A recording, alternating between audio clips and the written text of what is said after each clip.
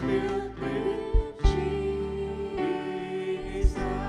Lift up your hands. Lift up your hands in this place with a sweet adoration as our praises ascend. We become His habitation. Lift up your hands in this place. His glory embrace. This house is filled with Jesus. This house is filled with healing. This house is filled with healing. This house is filled with love. This house is filled with the presence of the Lord. This house is filled with blessing. This house is filled with love. This house is filled with Jesus. Lift up your hands. Lift up your hands in this place. A sweet adoration as our praises ascend. We become His habitation. Lift up your hands in this place. His glory embrace. This house is filled with Jesus. Lift up your hands. Lift up your hands in this place. A sweet adoration as our praises ascend. We become His habitation. Lift up your hands in this place. His glory embrace. This house is filled with Jesus.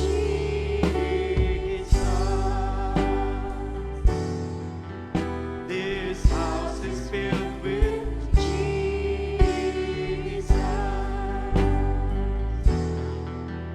This house is filled with Jesus.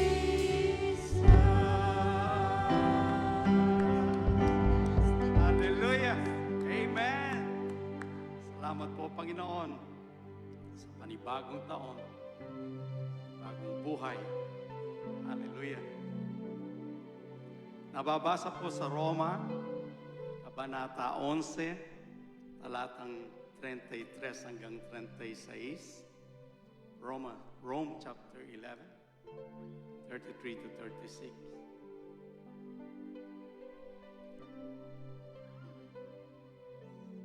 Napakadakila ng kabutihan ng Diyos. Napakalalim ng kanyang karunungan at kaalaman. Hindi natin kayang unawain ang kanyang mga pasya at pamamaraan. Gaya nga ng sinasabi ng kasulatan, sino kaya ang makakaunawa sa kaisipan ng Panginoon? Sino kaya ang makakapagpayo sa Kanya? Sino kaya ang makakapagbigay ng anuman sa Kanya para tumanaw siya ng utang na loob? Sapagkat ang lahat ng bagay ay nanggagaling sa Kanya. At nilikha ang mga ito sa pamamagitan niya at para sa Kanya. Purihin ang Diyos magpakailanman. Amen? Hallelujah. Thank you, Lord. Handa na po ba kayong umawit, umindak, umalakpak, sumigaw sa Panginoon? Una sa lahat, napansin po ba ninyo sa tuwing New Year's Eve, lahat po tayo naghahanda ng Noche Buena. Pero pagsapit ng countdown, tayo po humihiyaw. 10, 9, 8, 7, 6. Pag sumapit yung 1, sumisigaw tayo na kahit maubos yung boses natin. Nagtatatalon. Did you ask why? Nagpalit lang ng date, di ba? Pero yung ating paghiyaw, yung ating pagsigaw, walang tigil. May kalampag, may paputok. Why? Pero pagdating dito sa Panginoon na siyang nagbigay ng lahat ng bagay, amen? Dapat mas malakas doon. Amen. Yes! Sa bagong taon na ito, may pinamana sa atin ang mga Espanyol. Ano po yon? New Year's resolution. Ano ang dapat baguhin? Tayo mas masigasig sa pagsigaw sa Panginoon. Amen? Pagpalakpag, pagindak, pagtalon sa Panginoon. Wag po tayo mahiya. This is all for the glory of God. Hallelujah. Thank you, Lord. Pero una sa lahat, siyempre, tayo po ay magkamayan, magkakapatid. Ipakita natin ang pagmamahalan sa bawat isa. Hallelujah.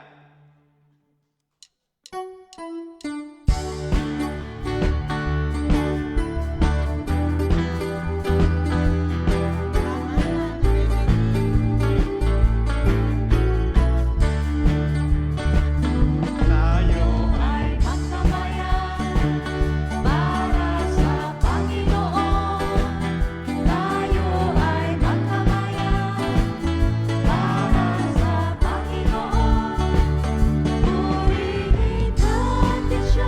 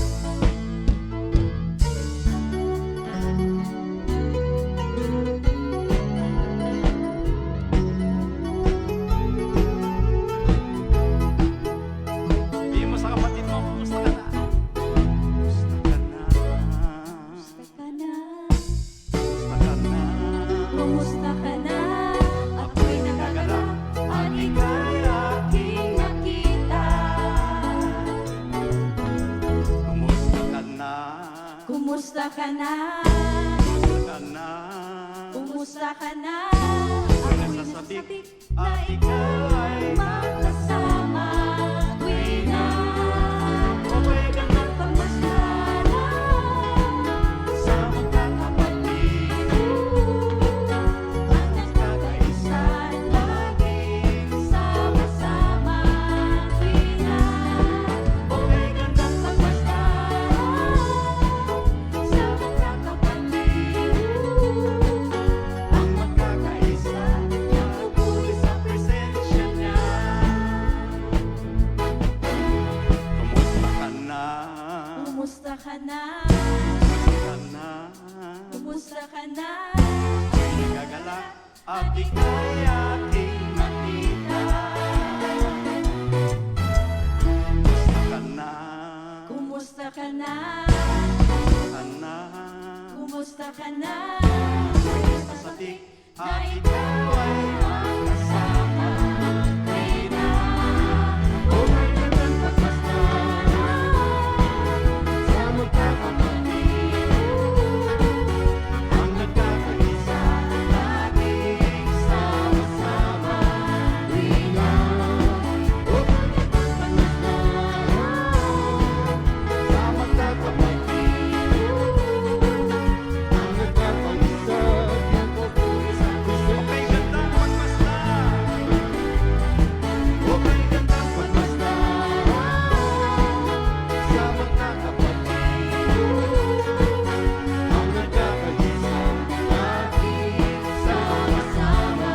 Ako'y na Okay ka na pagmaslara sa magkakapatid. Ang nagkakaisa nagpupuri sa presensya niya. Ang nagkakaisa nagpupuri sa presensya niya. Ang nagkakaisa nagpupuri sa presensya niya. Ang nagkakaisa laging sama-sama. Ang nagkakaisa laging sama-sama. Ang nagkakaisa sa pupuri sa presensya niya.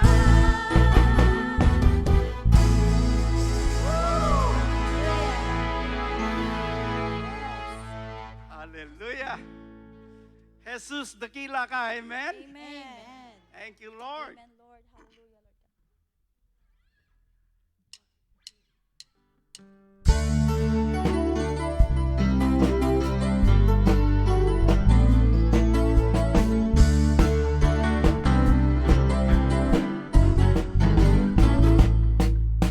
Ako sa'yo'y lumalapit, dala-dala ang awit ng pasasalamat sa lahat ng iyong gawa.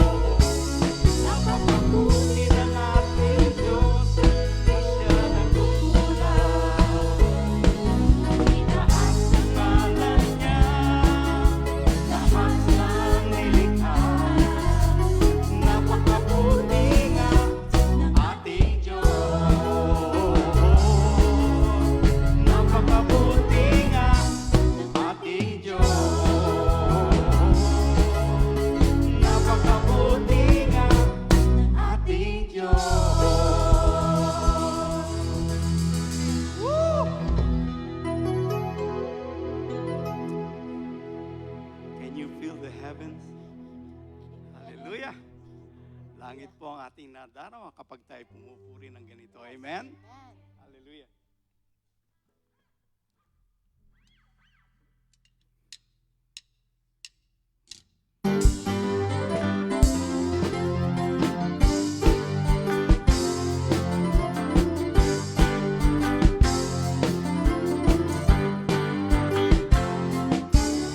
Kailangan ko ay pag-ibig mo, o Diyos sa buhay ko. Ang kagalakan mo ay kalakasan ko. Ikaw ang nais ko, ikaw lamang ang pupurihin. Ang pangalan mo ay dadakilain, wala na sa'yo'y maihahangin. Awit ko'y iyong pinggin. Langit ang aking nadarama, sa tuwing kapiling ka, ang puso ko'y sumisigaw, kapag sa'yo'y sumasamba. Langit ang aking nadarama, sa tuwing kapiling ka, ang puso ko'y sumisigaw, kapag sa'yo'y sumasamba.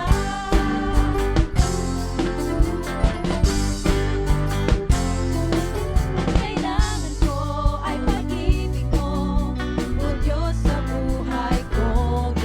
Ang kagalakan mo ay kalakasan ko. Ikaw ang nais ko, ikaw lamang ang pupurihin. Ang pangalan mo ay dadakilain, wala na sa'yo'y maihahangin. Ang awit ko'y iyong pinggin. Langit ang aking nadarama, yes Lord, sa tuwing kapiling ka, ang puso ko'y sumisigaw, kapag sa'yo'y sumasamba. Langit ang aking nadarama, sa tuwing kapiling ka, ang puso ko'y sumisigaw, kapag sa'yo'y sumasamba. Ang aking nadarama, sa tuwing kapiling ka, ang puso ko'y sumisigaw, kapag sa'yo'y sumasamba. Langit ang aking nadarama, sa tuwing kapiling ka, ang puso ko'y sumisigaw, kapag sa'yo'y sumasamba. Ikaw lang Pupurihin ang pangalan mo. mo'y dadakilain, wala na sa'yo'y maihahangin. Awit ko'y iyong hingin. Langit ang aking nadarama, sa tuwing kapiling ka, ang puso ko'y sumisigaw, kapag sa'yo'y sumasamba. Langit ang aking nadarama, sa tuwing kapiling ka, ang puso ko'y sumisigaw, kapag sa'yo'y sumasamba.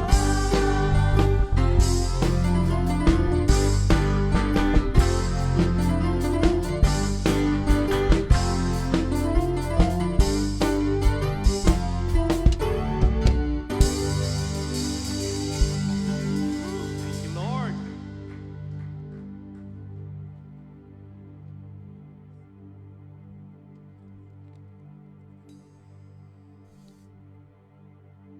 Hallelujah. Kung tunay po tayong nagpapasalamat sa kabutihan ng Diyos, awitin po natin mula sa ating puso ang pagpapasalamat sa Kanya. Amen? Hallelujah. Ito po ang awit ng puso natin sa pagkilala sa kabutihan ng Diyos.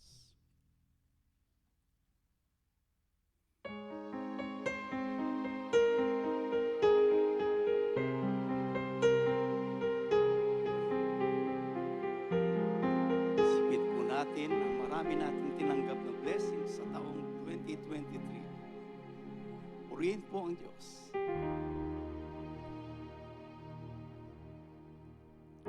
Sa bawat araw ng aking buhay,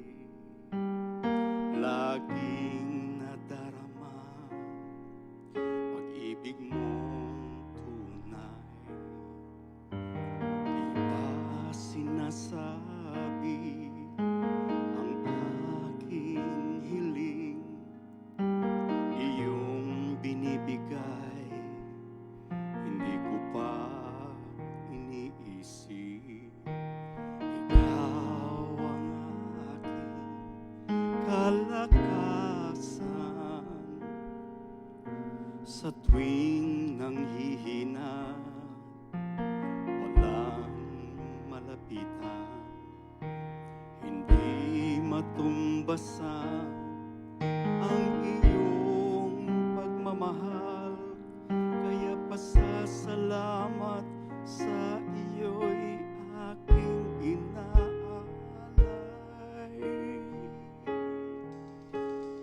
Awit ng puso ko, ang alay ko sa'yo, upang luwalhatiin ang banal na ngalan mo. Pupurihin kita at pasasalamatan sa iyong kagandahang loob na magpakailanman. Pangarap ng puso ay makasama ka sa paraiso mo na sa kagandahan. Doon ang ligaya ay walang hanggan. Aking mga luha ay hahalinhan ng tuwa. Awit ng puso ko, ang alay ko sa'yo, upang luwalhatiin ang banal na ngalan mo. Pupurihin kita at pasasalamatan sa iyong kagandahang loob na magpakailanman. Ang lahat ng karangalan, ang lahat ng kapurihan, ang lahat ng kadakilaan, tanging sa'yo lamang, Ama. Awit ng puso ko, ang alay ko sa'yo, upang luwalhatiin ang banal na ngalan mo. Pupurihin kita at pasasalamatan sa iyong kagandahang loob na magpakailanman. Ang iyong kagandahang loob ay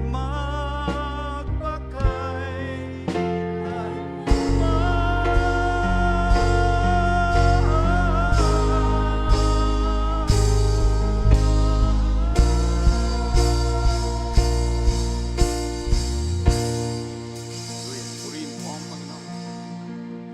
Lord, tanggapin mo po awit ng aming puso.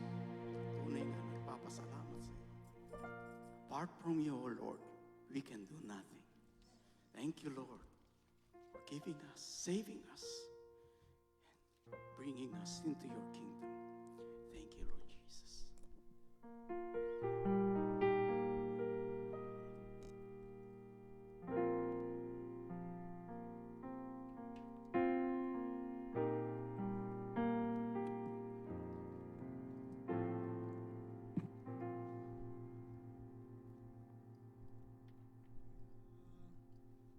Morning po.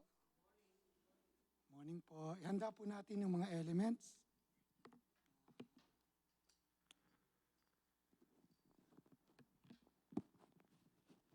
Pasensya na, may konting ubo kaya kailangan natin. So,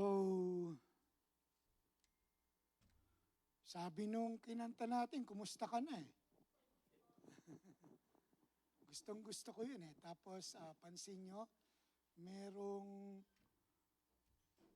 merong unity ng pagsamba sa Panginoon eh. gusto ko yun eh. No? Kaya ang tanong ko sa inyo, kumusta po kayo? At natural, dapat idagdag ko, kumusta na yung relasyon mo sa Panginoon? Yun ang dapat, no? Tanong ko lang disclaimer lang, nasa church tayo ha. Sino po nagbabasa ng Bible? Hindi, taas ang kamay. Totoo yan, nasa church tayo. Okay, baba na po. Oo. Kasi dyan mo makikita kung talagang may relasyon sa Panginoon, di ba?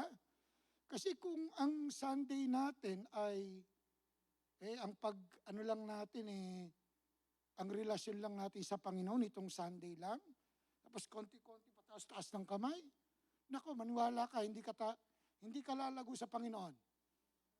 Ano lang to honest lang to sa akin Ewan ko kung ano.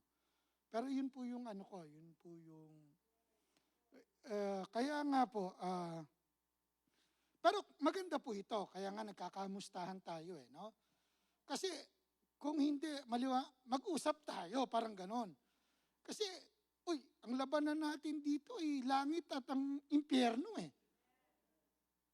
pag hindi, tayo nakikita na nga tapos mawawala ka pang, iyak ko na sa Panginoon.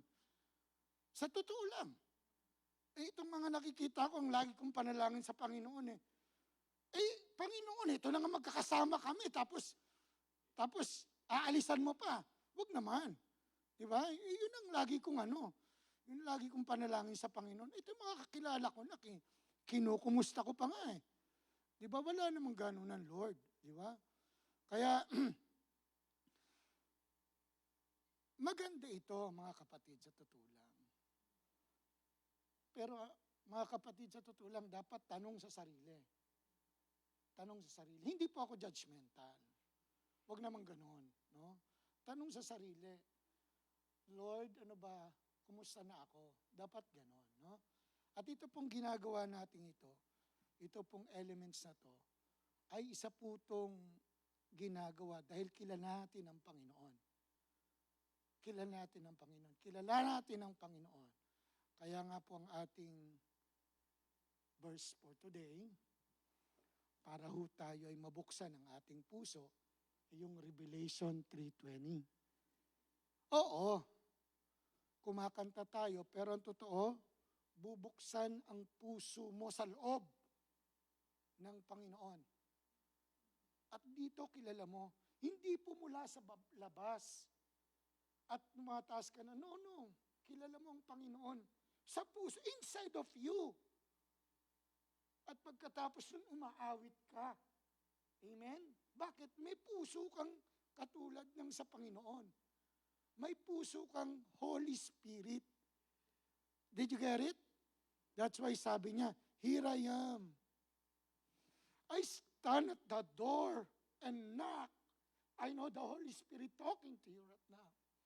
If anyone hears my voice and open the doors, I will come and eat with that person and they with me.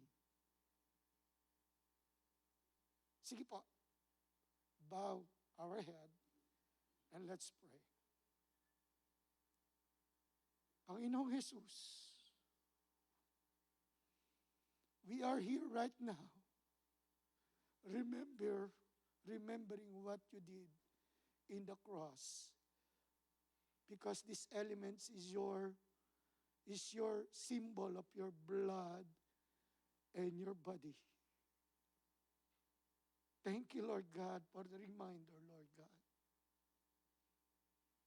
of the cross. Thank you for your salvation. We're here right now. Lord, knock harder in our heart because we want to be close to you. Heal us. Save us. In Jesus' name. Amen and amen. Sige po, kanin po natin.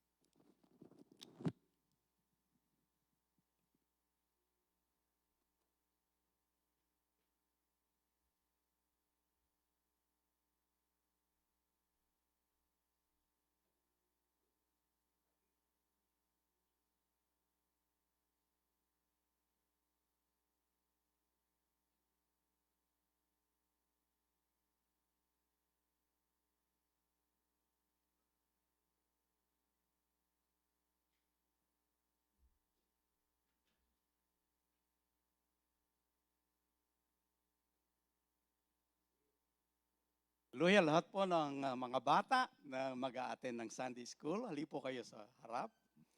Sige po, yung mga anak ninyo, samahan po ninyo at ipag-pray natin bago po sila mag-Sunday School.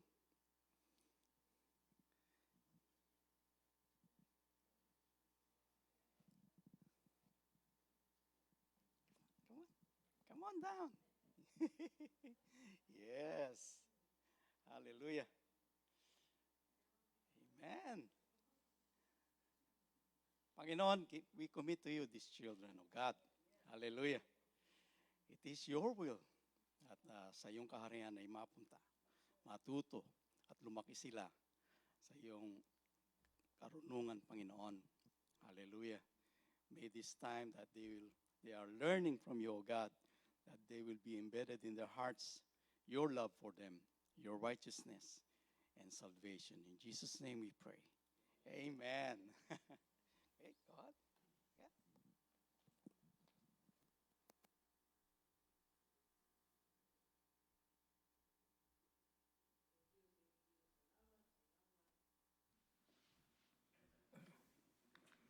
Good morning, good morning. Isang mabiyayang pagpapala ng unang araw ng linggo ng taon. Palakpakan natin ng Diyos sa kabutihan niya.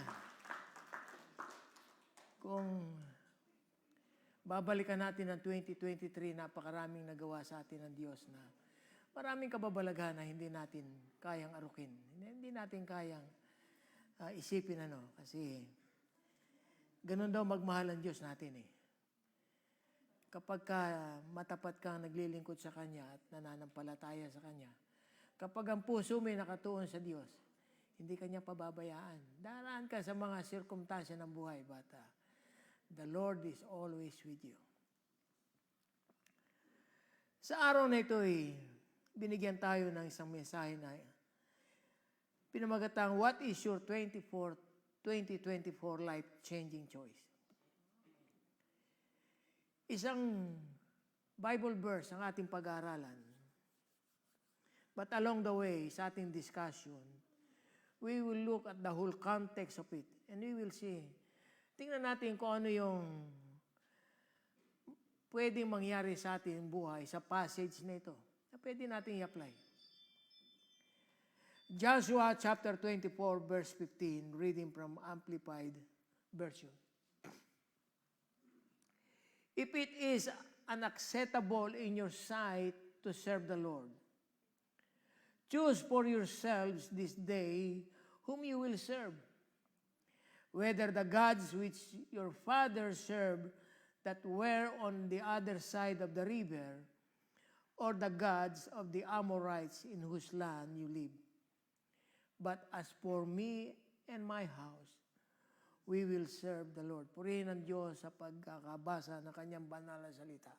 Salamat po, Panginoon, sa bagong taon na ito na binigay mo sa amin. Sa unang araw ng linggo ng 2024 na nandito kami sa inyong tahanan.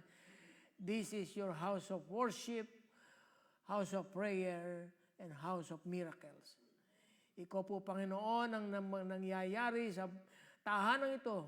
Ikaw po may karapatan na gumawa ng anumang gawain dito. Kami po, Panginoon, ay iyong tools lamang na iyong tuntungan ng iyong makapangyarihang paa. At salamat, Lord, sa pagbibigay mo sa amin ng opportunity na kami magkasama-samang muli dito sa inyong tahanan, na pinupuno mo ng iyong mga anak na naghahantay ng iyong mapagpalang biyaya. Gabayan po kami, Panginoon, sa aming pag-aaral at ikaw pong maitaas. Ikaw maluwalhati at ikaw maparangalan. In Jesus' name we pray. Amen. Sa verse natin binasa, naniniwala ako na hinanda ng Panginoon ang ating puso't isipan upang maging vessel, sisidlan ng kanyang makapangyarihan at masustansyang salita sa importanteng mensahe na ito. Especially we are in the beginning of this year, na kung paano tayo gagawa ng importanteng desisyon sa ating buhay na ating tatahakin sa buong taon na ito. even though you grew up in a religious and Christian homes. Making good decision is a personal choice. The choice you will make will determine the course of your life tomorrow.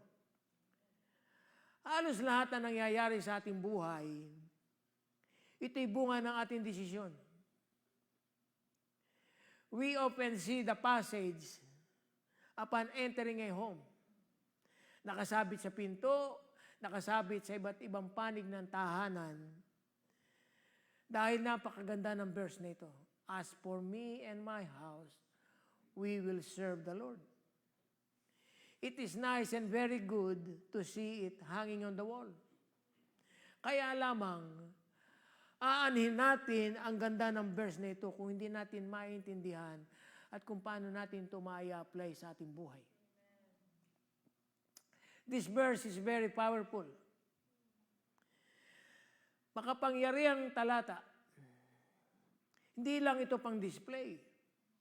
It is also for changing our lives. Pababago ang buhay natin sa verse na ito, sa passage na ito. Tuturuan tayo how to make a life-changing decision na babago sa ating buhay. The setting of Joshua chapter 24 is found in chapter 23 to better understand it. In Joshua chapter 23, the Israelites have taken over on the possession of many cities of Canaan, the promised land, conquered by Israelites under Joshua's leadership. Joshua led the Israelites in the land where they settled themselves and they live comfortably inside the promised land.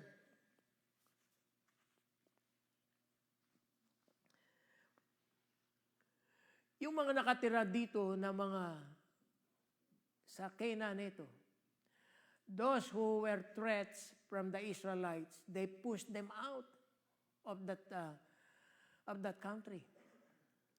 At dito sa passage natin tatalakayin, makikita natin, Joshua is an old man and he is at the end of his life's journey.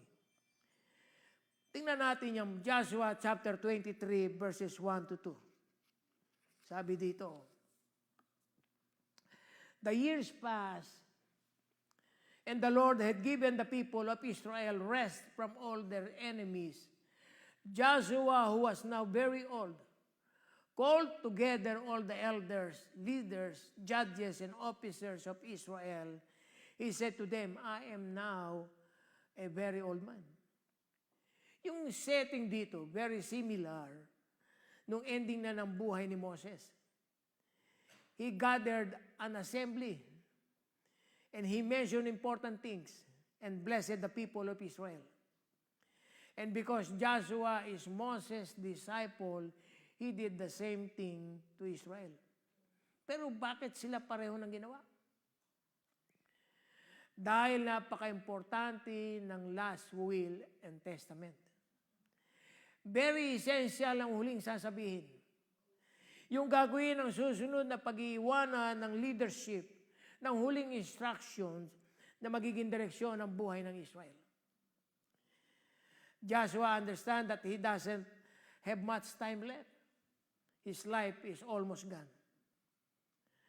How to make a life-changing choice?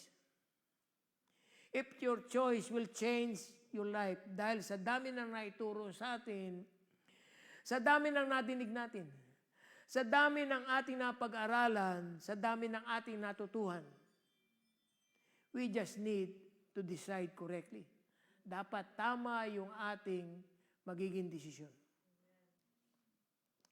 Kahit nasa sa atin ang susi, kahit nasa sa atin ang tamang gamot at solusyon, kapag ka nagkamali tayo ng desisyon, it will affect our lives. How to make a life-changing choice? Number 1, make it intentional. It is a personal choice. And at the same time, ito ay purposeful choice. Kapag yung choice na gagawin mo ay mababago ang buhay mo. Make an intentional choice. Kapag sinabing intentional, it means done in purpose. It means deliberate. Ito'y sadya mong gagawin. Pero dapat you should have a reason for doing it. Ang mga Israelita have seen everything, yung kapangyarihan ng Diyos na ginawa sa kanila. They witness what God has done in their lives along their journey. Pero Joshua knows the temptation that aroused on the Israelites na pwedeng mawala ang kanilang pananampalataya.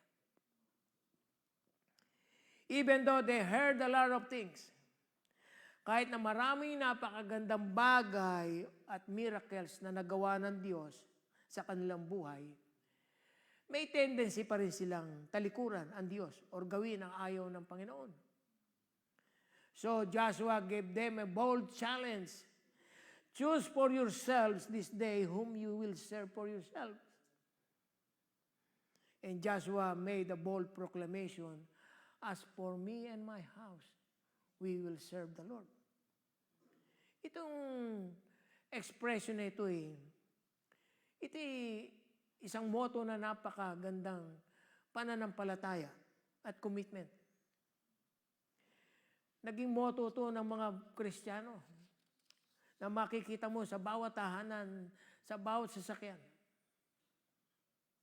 Pero this passage can make sure that everything takes place inside your authority or inside your home. Paano yun? Paano? Bakit ganun? Kasi sinasabi dito na ni Joshua, habang buhay ako, magsisilbi ang pamilya ko. Hindi ko makokontrol ang desisyon ng mga anak ko. Hindi ko makokontrol ang desisyon ng mga taong nakapaligid sa akin. Pero pwede ako magdesisyon na i-declare itong passage na ito. Meron kang pwedeng gawin. Na ang iyong tahanan ay maging house of prayer and worship. Salamat sa mga nag-o-open sa kanilang mga tahanan, sa mga gibaras, sa mga kamunag, at sa mga unson, na talagang bukas na bukas ang kanilang mga tahanan sa mga lumungsod. Na they gathered all the kapatiran to worship and praise God. Ito yung bold proclamation ni Joshua na pwede niyong sabihin niyo sa inyo sa mga sarili, sa inyong pamilya. As for me and my house, we will serve the Lord. Make it intentional, done on purpose, deliberate. Throughout history, God has given humanity a choice. However, every decision has a consequence. At yung concept nito, ang tawag dito ay free will. Itong free will nito, bigay sa atin to ng Diyos. Since the beginning, binigyan tayo ng karapatan ng Diyos. But God is still in control. So, parte ng God's sovereignty, parte ng kapangyarihan ng Diyos. Binigyan tayo ng ability, ng kapangyarihan to choose. Kaya tayo binigyan ng Diyos ng wisdom. Kaya tayo binigyan ng Diyos ng knowledge upang to choose, upang mamili tayo. The choice we will make will affect for us in eternity. A fundamental element in biblical Christianity is that a person is given opportunity to choose whether they want to worship God or not. Itong free will na ito ay magagamit natin lahat para piliin natin maglingkod sa Diyos o hindi tayo maglingkod. Adam and Eve were given a choice to eat or not the fruit in the tree of knowledge of good and evil. Disobedience is still an option for them, and they choose their fate by eating the fruits. Sa panahon ni Noah, People were given to hear the good news. But they choose not to become part of Noah's journey. At yung naging destiny nila is the effect of their choices. Abraham has a choice na tumakbo siya away from God's will, sa kalooban ng Diyos. But instead, Abraham chose to follow God. At ano man nakita natin, God was blessed. God blessed Abraham. Sabi ng Diyos, lahat ng mga buhangin sa dalampasigan, lahat ng mga stars sa buong kalangitan, ganyan kadami ang iyong mga henerasyon. David was told not to fight Goliath. He was even insulted by his brothers, by people. But he still chose to fight, and he experienced great success. Choice. Daniel friends, Shadrach, Meshach, and Abednego, pwede namang sumunod na lang sila at mag-bow down doon sa idols ng kingdom ni King Nebuchadnezzar. But they choose not to. Sabi ni Lord Jesus kay Peter and his disciples, follow me. It's their choice whether they will follow God or not. Just choice is still ours. Even though our family is active when it comes to serving the Lord, even though mabubuting tao ang ating pamilya, the choice is ours to serve the Lord. Kapag pipiliin mo yung babago ng buhay mo, ano ang gagawin mo? You choose it because it is the right thing to do. Hindi dahil sa gusto nila, hindi dahil sa gusto ng mga katabi mo. Mayroong purpose and choice. Dahil intention mo ito ang gagawin sa iyong buhay. At kapag ginawa mo ito, it will change your life. You make an intentional choice with a purpose. How to make a life-changing choice? Number 2, make it immediate. Sabi ng Joshua chapter 24, verse 15, if it is disagreeable in your sight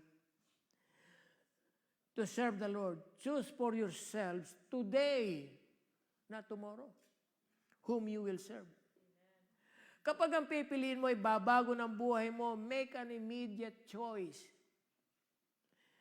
The question is, na-accustom ba tayo na paulit-ulit natin pinopospon yung dapat natin gawin?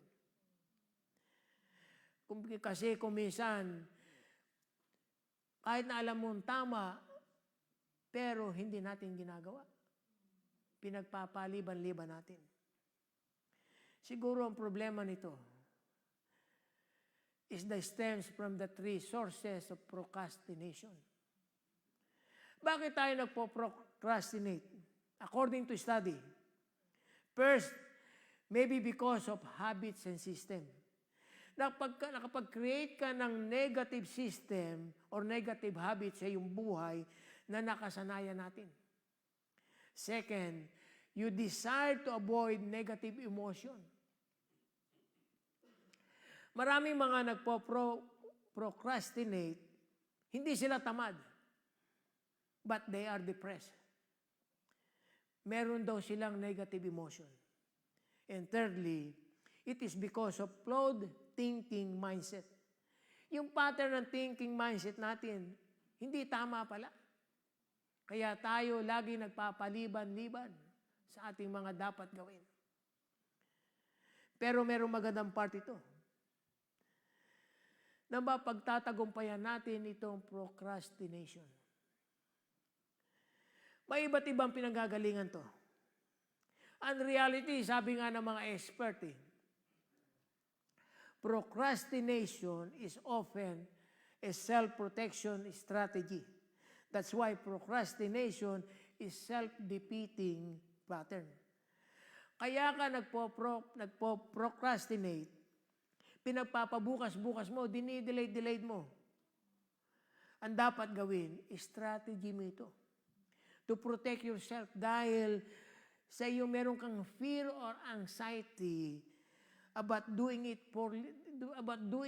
fully, the task, and you might look stupid. Natatakot tayo, nahihiya natin gawin yung mga dapat natin gawin dahil natatakot tayo na ma-judge tayo ng ibang tao kung tayo magkamali. Kaya lagi, di ba nyo napapansin, kung minsan lagi nilalagay na matatanda sa ating isip. Isaksak mo sa iyong isip yan. It is better to fail than to do nothing. Wala kang ginawa. Therefore, we always want to protect ourselves. Kasi pinagpapaliban-liban natin ang bagay. At ano yung image natin? Bakit tayo nagpo-procrastinate? Ano yung image na dala nito? Gusto natin to appear the perfect tayo. Kasi hindi natin ginawa eh. Kaya wala silang ma-judge sa atin. So that we can look the best. At kaya isa po sa problema ng mga Kristiyano, kaya hirap tayong akitin ng mga tao, ang mundo. Kasi ang tingin sa atin, mga perfecto tayo. We are the best. Kapag ganun tayo, we accomplish doing nothing. Hindi natin nagagawa isang bagay because we are afraid to fail. We are protecting ourselves. But those who succeed in their lives are usually risk takers. The more na dinidelay natin ang paggawa ng isang bagay, yung tama na dapat natin gawin, hindi natin nagagawa at lalo lang natin pinahihirapan natin sarili. Kaya Joshua made a bold declaration, sabi niya, if it is disagreeable in your sight to serve the Lord, choose for yourselves today whom you will serve. Kapag ang pipiliin mo, babago na yung buhay, make an immediate choice today. Number 3, how to make a life-changing choice. Make it inevitable. Sabi ng Joshua chapter 24, verse 15, if it is unpleasing in your sight to serve the Lord, then choose for yourselves the day whom you will serve. It is very powerful, whom you will serve. When you decide to make a change in your life, make an inevitable choice. Whether you like it or not, to choose, pipili ka. Always remember that you have to choose. Hindi po pwedeng wala kang gagawin. Kailangan mong pumili. Sabi ng Joshua chapter 24 verse 14, bumalik tayo sa isang verse. Sabi dito, Joshua 24:14. So fear the Lord and serve Him wholeheartedly.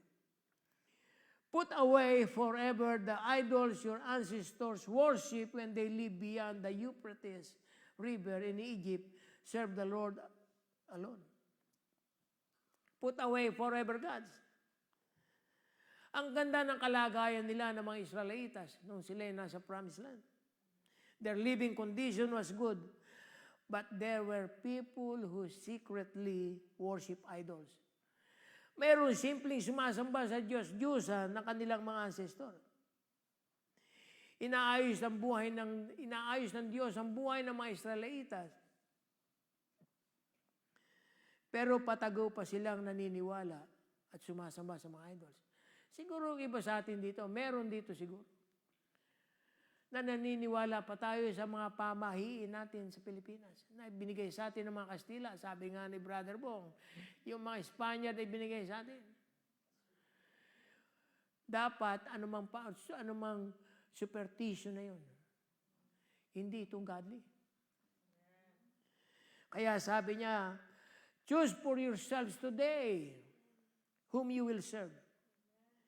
You have to choose. You make an inevitable choice. Hindi pwedeng pagsabayin yung pagsamba sa idols at pagsiserve sa Diyos. Kailangan mamili tayo. Kaya nga sabi ng Panginoong Jesus sa Matthew chapter 6:24, No one can serve two masters. Either you will hate the one and love the other, or you will be devoted to the one and despite the other. You cannot serve both God and money. Sabi na isang quote, when you have to make a choice and don't make it, that is in itself a choice. To make a choice is a choice. You have to choose. You cannot mix both serving God and money. Hindi po pwede ng dalawang Diyos natin. You need to master your money. Kailangan ikaw ang master ng money. At ikaw ang master ng pera na yon. At isa lang ang master mo, kundi ang Diyos na buhay at banal. Every day we are confronted with choices. Some choices are major, others are minor. But they must be made. Mapa-major man o pa-minor, kailangan gumawa tayo ng desisyon sa ating buhay. Kahit magdesisyon ka, na huwag magdesisyon, sa totoo lang, nagdesisyon ka na. Nakalilito. In reality, we have decided because nagdesisyon na tayo na hindi tayo mag-choice. Kaya kung gusto mo mabago ang buhay mo, you have to make a decision. Do not get to use of making decisions sa iyong buhay. Dapat magiging habit mo ito na you choice. What Joshua is saying on his last public presentation ay katulad din ng sinabi ni Propeta Elijah centuries later. In 1 Kings chapter 18 verse 21. Sabi dito ni Elijah. Elijah came to all the people and said, you must decide what you are going to do. How long will you keep jumping from one side to the other? If the Lord is the true God, follow Him. But if Baal is the true God, then follow him. The people said nothing. Sabi ng quote, no choice is the wrong choice as long as you make a choice. The only wrong choice is choosing not to make one. Sabi ni Elijah, you must decide what you are going to do. Napaka-importante ng desisyon natin. Especially kung araw ng linggo. Kaya siguro tinatanghaling iba, ano ba isushoot ko ngayong araw nito? Kung minsan ang kalaban natin, yung sarili natin kapag tayo nasa harapan ng salamin. Isang malaking pagkakamali ng isang tao is not making a choice. You have no choice to make a choice. Kapag yung pipiliin mo ay babago ng buhay mo, make an inevitable choice. You have to choose. Choose for yourself whom you will serve today. Lastly, number 4, how to make a life-changing choice. Make it infectious. Para itong COVID na lagi kailangan na-infect mo yung mga tao. Sabi ng Joshua chapter 14 verse 15, if it is unacceptable in your sight to serve the Lord, choose for yourself that this day whom you will serve. But as for me and my house, we will serve the Lord. Kapag nagdesisyon ka, dapat naaapektuhan yung ibang tao. Kapag yung pipiliin mo ay babago ng buhay mo, make an infectious choice. Ibig sabihin dito, the choice of Joshua is generational. Sabi niya, as for me and my house, it included his family's generation. Ganon din tayo. Joshua gave 3 choices to the Israelites. Sabi dito sa letter A, serve the false gods that their forefathers served from the other side of the Euphrates. Where is that Euphrates? That is in Egypt.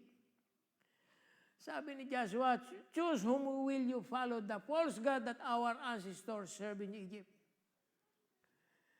Serve the false gods that were popular in the land where we are living now, dito sa Canaan natin tinitirhan. And letter C, or serve the Lord. Maganda yung sinabi dito ni Jonah sa chapter 2, verse 8. Sabi niya, those who worship false gods forfeit the grace that could be theirs. Isipin mo yung liwanag na sinabi ng Panginoon dito sa Jonah. Kung tayo pala may mga idol na sinasamba sa ating puso, forfeited na agad yung grace, yung biyaya ng Diyos na dapat mapunta sa atin. Ang ganda ng buhay natin. Ang ganda ng buhay dahil kinahabagan tayo ng Panginoon. It will be worthless yung pamilya ko kapag hindi ko tinuruan. Kapag hindi kami nagdesisyon ng tama, they will follow worthless idols and they will become worthless themselves. Whoever we worship, that's how we will be. Those who followed worthless idols, your future will be like them. Kung pipiliin mo, what will change your life? Make it infectious. Ibig sabihin, make sure your decision affect your generation. As for me and my house, as for you and your house, we will serve the Lord. Hindi lamang ito plake na nakasabit sa ating bahay, kundi ito'y ating iniunawa, iniintindi, at binibigyan ng kahulugan. Dapat nakaka-apekto tayo sa iba. You have to decide to bring your family to the right path. Kailangan dalhin natin mga mahal sa buhay sa tamang daanan na nilikha ng Diyos. How to make a life-changing choice? Paano mababago ang buhay natin? Kapag yung pipiliin mo ay babago ng buhay mo, make it intentional.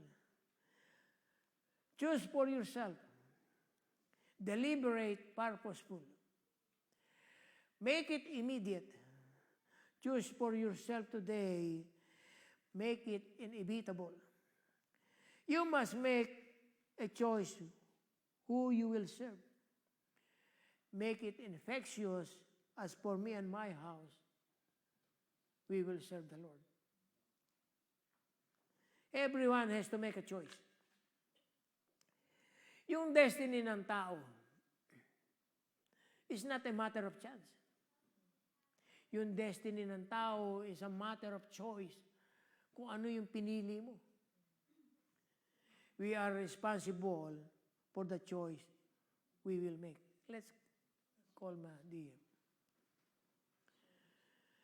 sabi sa scripture sa book of Deuteronomy, sabi dito, choose life so that you and your children may live and that you may love the Lord your God. For the Lord is your life. Kaya yung passage na nakalagay sa ating mga tahanan, siguraduhin natin na naiintindihan natin to. Napakaganda ng passage na yon ay binibigay sa atin. As for you and your household, we will worship the Lord. Isang napakagandang biyaya na binigay sa atin ng Diyos. Na binigyan tayo ng pagkakataon, ng oportunidad na sambahin natin ang Diyos. At pumili tayo ng tamang choice sa ating buhay sapagkat sa bawat choice natin pinipili na ginagawa, ito'y magiging buhay natin. Let us stand and worship God. Lord, salamat po.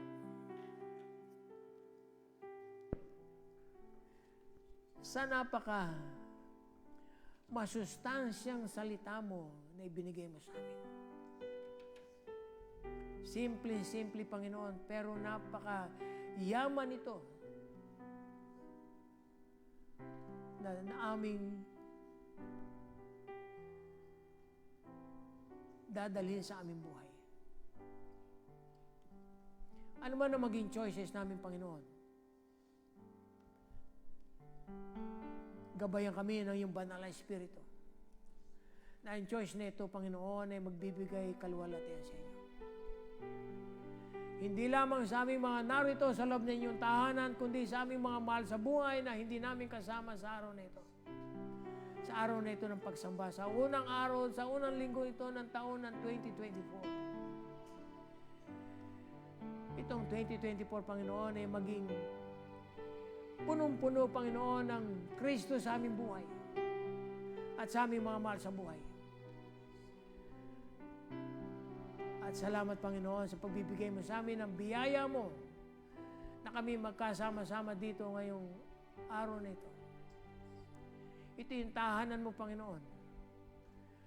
Tahanan ng Diyos na punong-puno ni Kristo.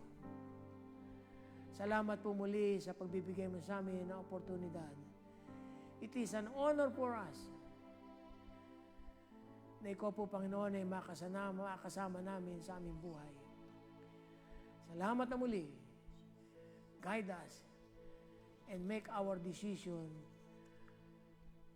na punong-puno ng wisdom na mula sa iyo. Ikaw po ang aming niluluwalhati, ikaw ang aming pinaparangalan.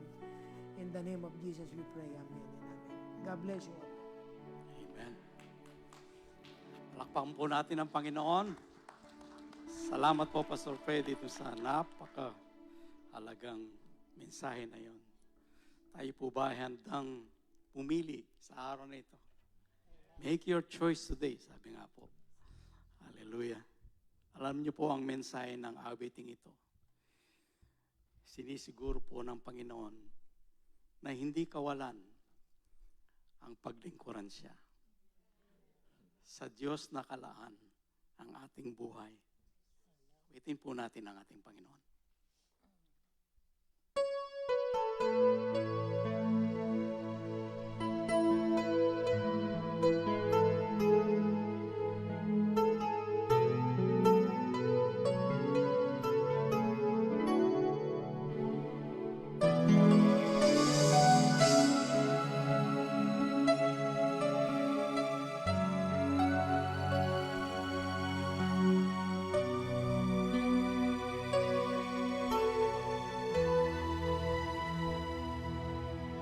Nang makilala ang Diyos, buhay ko'y nagbago, ginawang karapat-dapat ang isang katulad ko. Kaya mga pangarap ay nilimo, masunod lamang ang kanyang kalooban.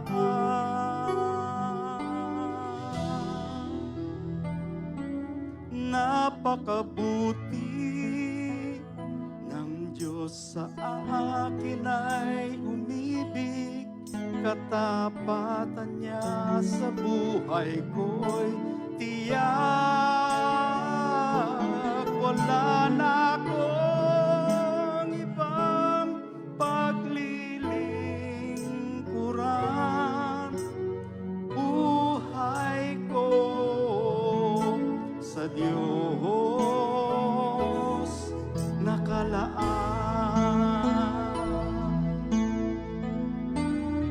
Hallelujah.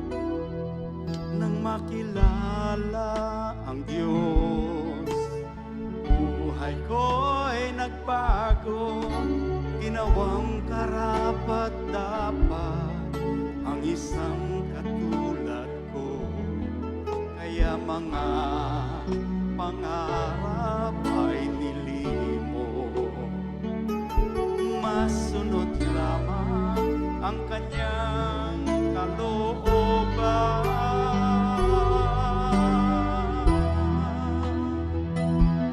Napakabuti ng Diyos sa akin ay umibig, katapatan niya sa buhay ko'y tiyak.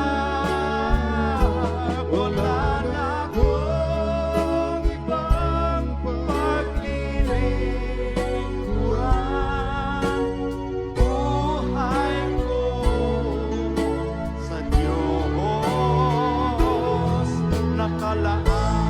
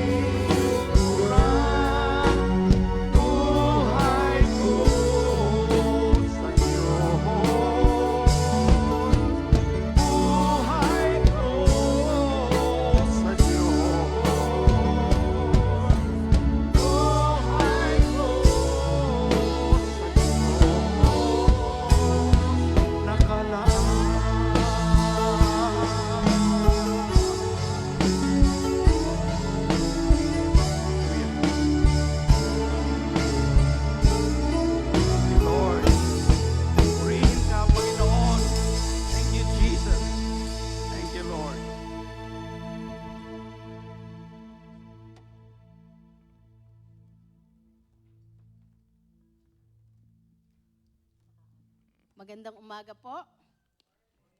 Yes. Kaninang mga alas 3, alas 4 ng madaling araw, habang ako'y naghuhugas ng mga kaldero, nagtanong ako, nakatingin ako dun sa bintana namin. Nakatingin sa langit, madilim pa. Sabi ko, Lord, alin sa mga Bible verses ang pwede kong i-share for today? Sige, sige. Ang dami. So, isa man po siguro dito, kung gusto ninyong marinig, yung Deuteronomy 15:10, 2 Corinthians 9:7, Mark 12:41-44, Genesis 14:19, Deuteronomy 14:22, Matthew 6:26, Corinthians 8:2-3, Philippians 4:19, Proverbs 11:25, Proverbs 19:17, Proverbs 22:19, Matthew 25:44. Ang dami po ano. Pero it came down nung umupo na ako, God impressed in me na ibigay ang mga kaparaanan ng pagbibigay. And it led me doon sa Genesis 14:17-22. Ito yung time na si Abram nakipaggera, no? Nakilaban. Ikukwento ko lang po, konting-konti lang. Tapos, dahil yung anak nung kapatid niya, si Lot, kasama sa na-capture, so lumaban talaga siya, no? Pag-uwi niya, pagbalik niya, nanalo sila.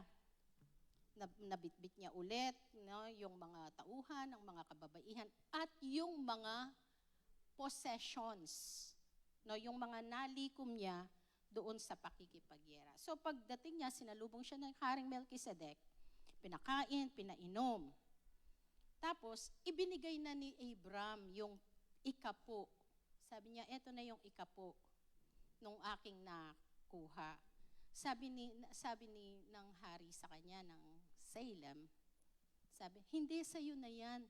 Kunin mo na lahat. Huwag mo akong bibigyan. Ibalik mo na lang sa akin yung mga tao. Alam niyo anong sabi ni Abram? Hindi yan ang ipinangako ko sa aking Diyos. Meron akong ipinangako sa aking Diyos. Kunin niyo ito yung ikapo. So, nakikita niyo po yung importansya, yung intention, at that moment na inofferan siya, the whole thing, immediate yung answer niya, no. Dahil meron akong pinangako sa Diyos. It was inevitable and it was infectious. Kaya nga, up to this time, we have the heart to give. Yun po yung isa ng kaparaanan ng pagbibigay. Kung ano yung ipinangako natin sa Diyos, yun po ang ating gagawin. Okay? Yung pangalawa, yun yung unang kaparaanan, no? Yung pagbibigay ayon sa sinumpaan mo kay Yahweh. Number 2, sa Matthew 25:44, nung nagtiteach si Jesus, sabi niya, kumakatok ako sa inyo, hindi niyo ako pinagbuksan, nagugutom ako, hindi niyo ako pinakain, nauhaw ako, hindi niyo ako pinainom. Tapos yung mga nakikinig kay Jesus, sabi niya, kailan nangyari yun? Kailan na ikaw ay nagutom? Kailan yung ikaw ay nagutom, nauhaw, walang matuluyan, may sakit o nasa bilangguan na hindi ka namin tinulungan? Ang sagot ni Jesus, nang pagkaitan ninyo ng tulong, ang isa sa pinakahamak, ako ang inyong pinagkaitan. So kung susumahin po natin yung sinabi ni Jesus na yon, yung opposite ng pinagkaitan mo ang pinakahamak, ang opposite nun ay bibigyan mo ng tulong ang pinakahamak. No? Yun po pala yung isang pagbibigay. Yung pagbibigay ng tulong sa pinakahamak, and then sa Luke 6:35, merong nakasulat na magpahiram kayo ng hindi umaasa ng anumang kabayaran. Sa gayon, malaking gantimpala ang tatamuhin ninyo at kayo ay magiging anak ng kataas-taasang Diyos. At susog pa po, Luke 6:38, it says, magbigay kayo ng kayo'y bibigyan din, hustong takal, siksik, liglig, at umaapaw. So, ano po ang kaparaanan? Yung katulad ng kay Abraham, kung ano ang pinangako natin sa Diyos, ibigay natin. Pangalawa, ang pagbibigay ay hindi lamang doon sa may maibabalik sa iyo. Halimbawa, binigyan ko ng kari-kari si Ann, bibigyan niya ako ng arroz caldo, no? Yun, na ibabalik yun. Hindi po. Doon sa mga pinakahamak. It dawned on me, kaya pala ang mga nagmimisyon, pumupunta doon sa mga remote places na ano man ang gagawin nila in that place, hindi maibabalik sa kanila kung ano ang ginawa nila there. At yung pangatlo, that when we give with all our hearts. Tayo po'y manalangin at ihanda ang ating kaloob. Salamat, Amang Diyos, na tinuturuan mo ang puso namin ng tamang pagbibigay na nakalulugod sa iyo. Basbasan mo po, O Diyos, ang mga anak mong isinasapamuhay ang tunay na kahulugan ng pagbibigay. Idinudulog namin sa iyong harapan ang aming mga hain sa araw na ito. Hindi man ito sapat, ngunit ito'y galing sa aming mga puso na may kagalakan. Ito po ang aming dalangin sa pangalan ni Jesus na aming tagapagligtas. Amen. Amen. Tayo po'y magbigay. Amen.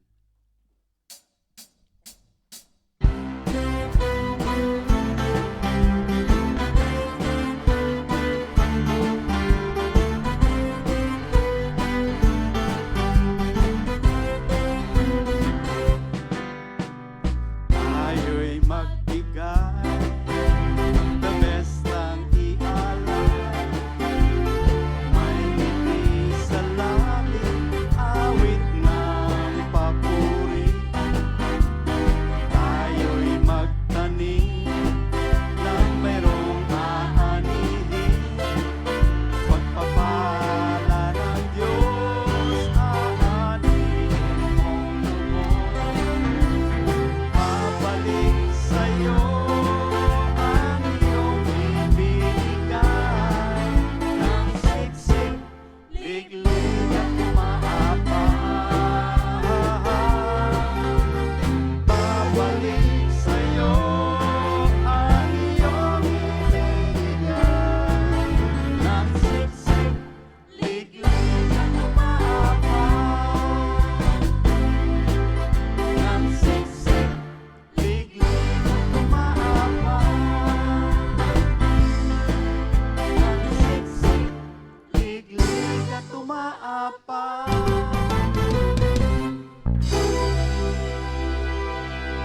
Morning, ROL. Happy Sunday. Here are your weekly announcements. The ROL Sunday service schedule is still the same. Pandasal service begins at 8:30 a.m. and international service begins at 10:30 a.m. Worship as one. Join us for a night of prayer, worship, and testimony on Friday, January 26 at 6:30 p.m. here at the House of Prayer. See you there. Happy birthday to our following celebrants: Danica Soriano, Pastor Eugene Saavedra, Benjamin Gomez,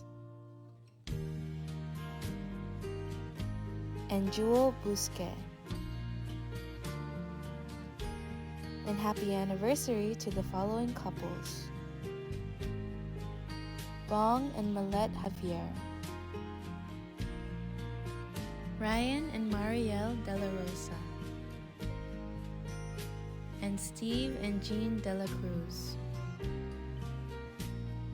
Colossians 1 verse 10. We pray that you would walk in the ways of true righteousness, pleasing God in every good thing you do. Then you'll become fruit-bearing branches, yielding to His life, and maturing in the rich experience of knowing God in His fullness. Colossians 1 verse 10. Happy Sunday, everybody. Have a blessed week ahead of you. Pray po natin yung mga birthday celebrants at saka anniversary celebrants.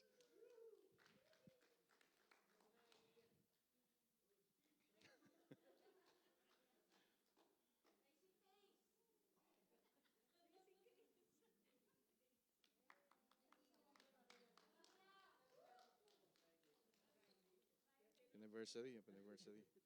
Okay. Pause muna tayo. Sige po, pag-pray po natin sila. Amang banal na makapangyarihan sa lahat, nagpapasalamat po kami sa buhay, Lord God, ng aming mga kapatid na to, Lord God, si Steve at si Jean, Lord God. Salamat, Lord God, sa pagdiriwang nila, Lord God, ng kanilang anniversary this Friday.